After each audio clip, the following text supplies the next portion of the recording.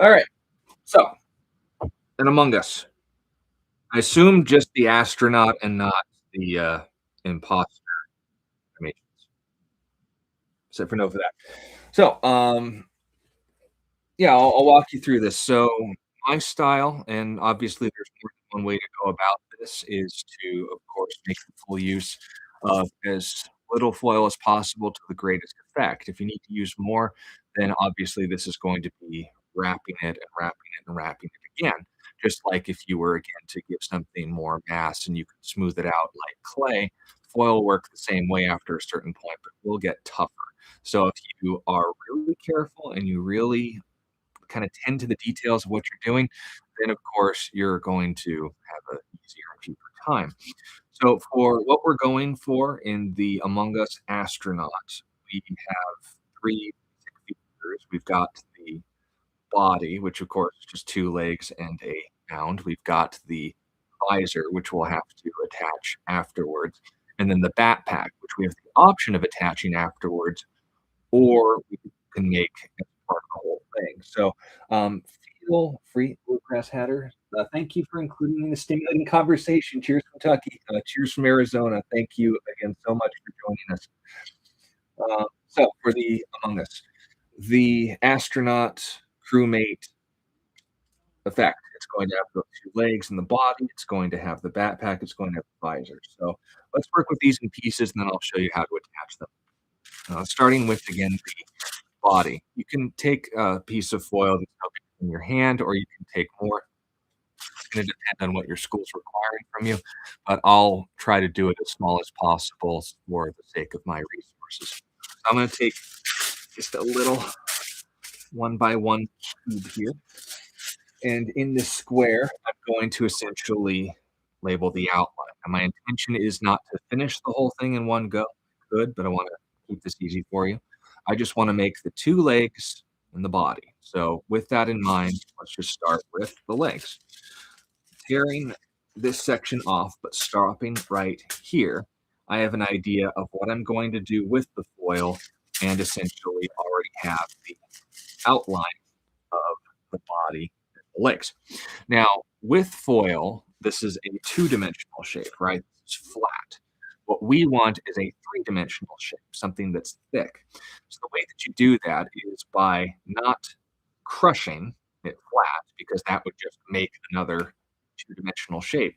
What you want to do is be able to squeeze, but only to a certain point. So since we want these legs to basically just be two cylinders without removing it from the rest of the body, just reach around the whole section that you tear it off for the legs and squeeze it, but not crush it, so that it looks like that. So you see this is three-dimensional, not two-dimensional. Same thing for the other leg. Squeeze without crushing. Now we're getting a little bit more of a system here. I got a from a kid down under. If you leave the foil, you can see a face on the foil. I think that's my face, or not. I'll let this sit out there for a little longer. Anyway, so you're following along. Obviously, we don't want the feet to look like this. We want them to look cylindrical, but also flat ends so that he can stand up. So what you're going to do is take these in your hand without again crushing them, just meeting your hands around that area, using your thumb here or separately, just to press down on it while keeping the rest firm. And you can, of course, work on the edges in a way I'll show you more how to do in a second. But all you need to do is, with that shape, flatten that edge, and now you've got a leg. Same thing to the other side. Reach around, grab, pinch, pinch, pinch, press, press, press.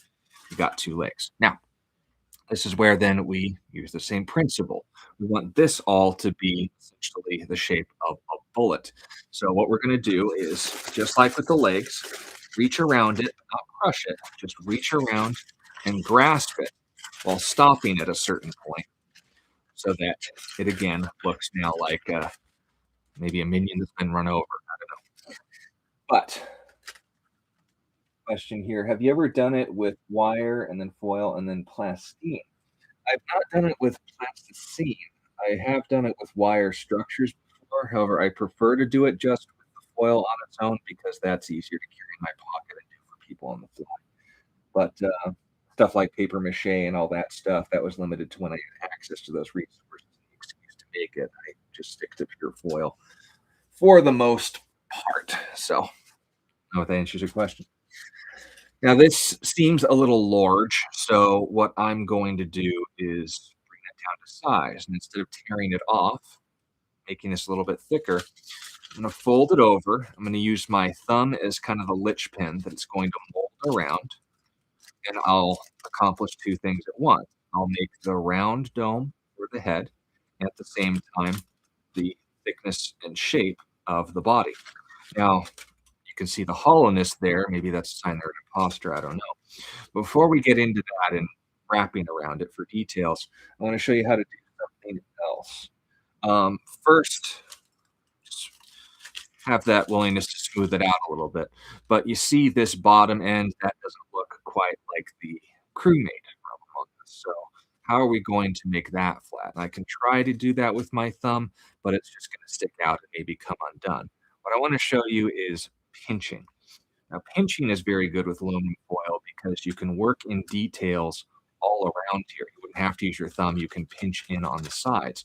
Well, the same thing here. If there's loose stragglers or ends or details that are distracting from what you're trying to accomplish, you can pinch in those details and make a bottom end like that. Now, pushing these two back to where they want, and then again, pinching around little places where we want them to go. Just moving them into place as rough as possible, and then pinching to restore those details.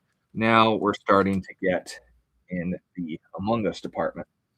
So now from here, we need two more features. We need the backpack and we need the visor.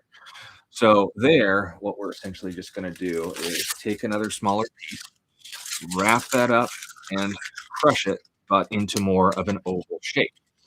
That, again, is easy. You can just see that right there. We've basically got the Among Us already. Same thing for the backpack, but flatten it with the edge of your thumbs, just like I showed you at the bottom of the legs, using your fingers to cup under it so that it fits the shape conically like that. Same thing for the backpack. Just crush something three-dimensional into some sort of breathing apparatus. You're good. Just roll it up however you like. Now, how are we going to attach these two to that? Well, this is what we would call layering. You see me do it with the sculptures all the time.